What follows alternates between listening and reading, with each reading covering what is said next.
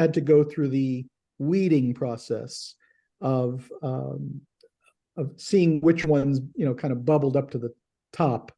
And then we looked at it and we I wonder if I was able to get how many songs are on this?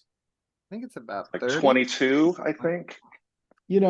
Barbara's favorite number is 24.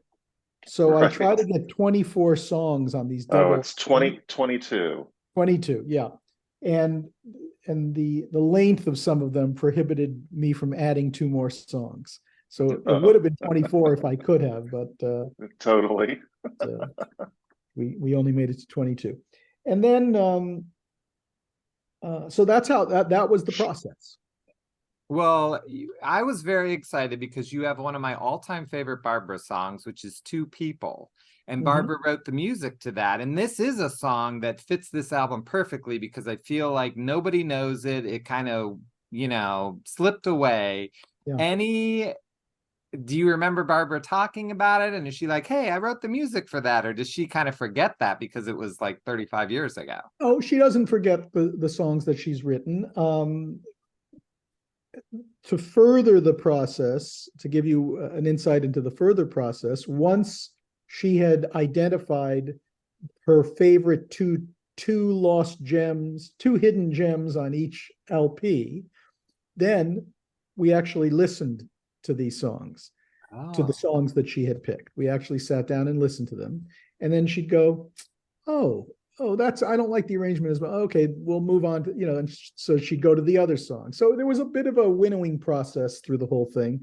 But my intention really was inspired by an album that came out, I don't know when, maybe in the early 1960s, that was called Sinatra's Sinatra.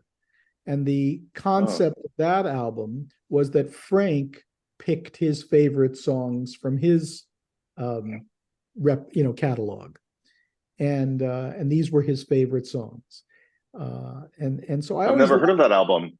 Yeah, it's called Sinatra on Capitol Records. And I always liked that idea of the artist actually being involved in the song selection as opposed to a anonymous record company person kind of just throwing it together. So that was the process, and she was very much involved in it. And then I was looking for a title because the purpose of making the record was to encourage, first of all, was to celebrate the fact that she is the longest standing artist on Columbia Records who has continually been on the label. So she signed there in, Matt, you would know this, I think 1962, maybe? That's right. Yep. And has remained on the label ever since. There was a couple of projects, Funny Girl and Funny Lady, I think. Capitol Records partially financed the Broadway show Funny Girl, and in doing so, they got the rights to put out that record. And Funny Lady was produced by Columbia Pictures, I think. Yeah. Who at the time had a label. So those 2 albums were not on Columbia, but her entire studio collection is on Columbia. And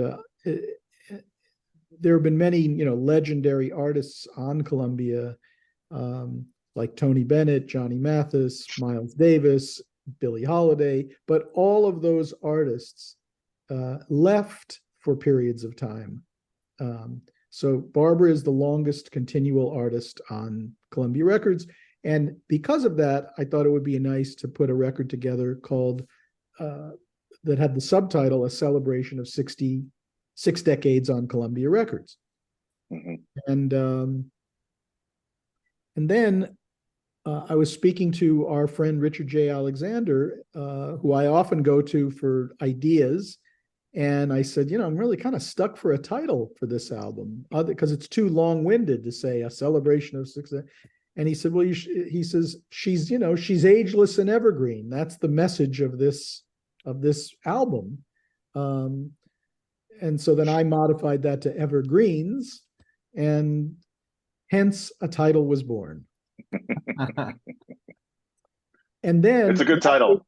that gave me the excuse to create one new song, which I put quotation marks around, which is we took the vocals from the hit single Evergreen, which of course had been on other compilations, and put a new backing track to that. So that's the one new song. And then, by the way, just for full disclosure, full disclaimer, I guess I erroneously wrote that I believe had not been released before, but I was wrong, because evidently it had come out on some European B-side or something. I think it was on Hurricane Relief CD too. Well, But yeah, I mean, nobody knows it. I just learned about it recently. I'm like, yeah, I saw what? something online where somebody said it has been released, and I wasn't aware of it. So that's Yeah. why that little mistake popped up. Oh, But I you think know. generally most people don't know it. Yeah, it's true. Or have it, because it Or was just, released on a CD that you had to buy in the 90s. Exactly. So yeah, that's the genesis of the record. And I must say, Matt, sorry? will you hold up the back cover picture, because it'll blur on mine?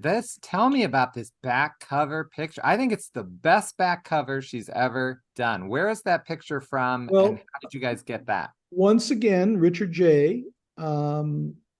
I asked him if he had any favorite photos, if he knew of any favorite photos that had not been widely disseminated.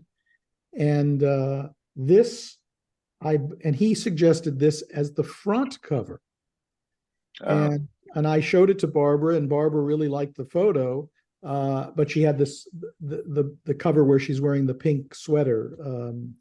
Yeah, and that's more contemporary. But that, I believe, was taken. Matt, you might know this, but I think that I photo, know. you Yeah, do. International Hotel. When they were It's going to film it for the Ed Sullivan Show, if I'm not mistaken. Yeah, exactly. It was used in publicity for her appearance on Ed Sullivan, which was taped at the International Hotel in Vegas. Right. And of course, there's a whole TV special that has never been released that was Yeah. recorded there. But that's from that performance. Yeah. Yeah. So very striking photo, and captures her in a really great era of her career. And I think it's quite striking. I'm really pleased with it. And she, Barbara works as hard on the record covers as she does on the recording. So she selected those two, and I'm really very pleased with it.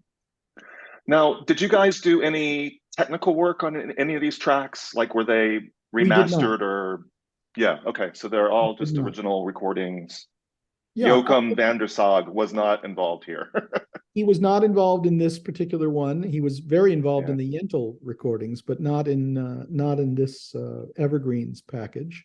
If I had endless budgets, I would, happily go in and remaster and all of the things that people do to sonically upgrade. But being that as